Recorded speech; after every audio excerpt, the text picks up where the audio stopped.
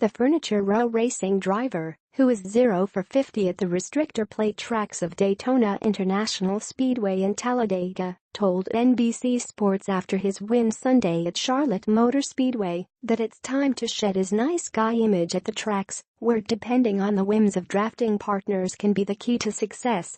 "I've got to be more of a jerk on the racetrack if I'm going to win a plate race," Truex said with a laugh. "I give too much room. I'm too cautious. I don't make those dumb moves that cause big wrecks like some guys do. And you see the guys who win there a lot are just erratic as hell, and they're all over the place, and you never know where they're going to go. That's why they're good there, but that's also why they cause the big wrecks. So I'm kind of in the middle. I race like I normally do, pretty cautious. I don't want to mess anybody up. So I guess I got to race like a jerk this time around since I've got nothing to lose. See if we can win it." Truex doesn't need to win it because his Bank of America 500 victory advances him to the round of 8 regardless of his results at Talladega and Kansas Speedway. He still has incentive to keep rivals from gaining playoff points to start the next round, while also building on his series-leading 64 playoff points.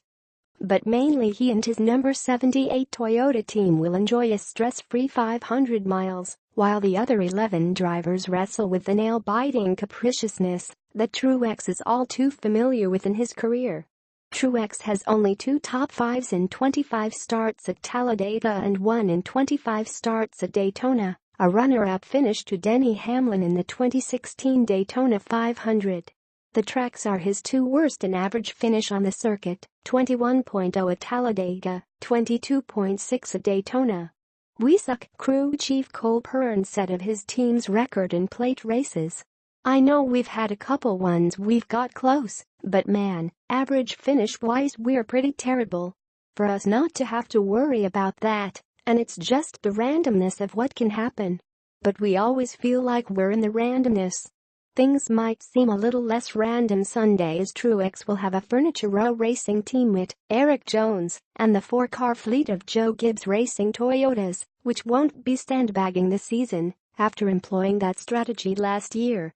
Hamlin also believes that Truex might benefit from getting meaner in Sunday's race. "It's fair to say," Hamlin said Tuesday when told of Truex's post-race comment. "When people think of Jamie McMurray at superspeedways, he has a lot of success there. He also wrecks a ton there, and it's because of the moves he makes sometimes. Most times, they don't pay off, but when it does, he has great results. I think it's a risk-reward thing. I found success the other way, letting those guys make abrupt moves and me follow through.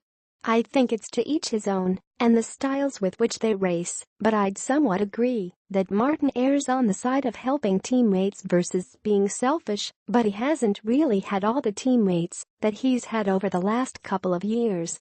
So he's got more teammates out there than what he probably has had in the past.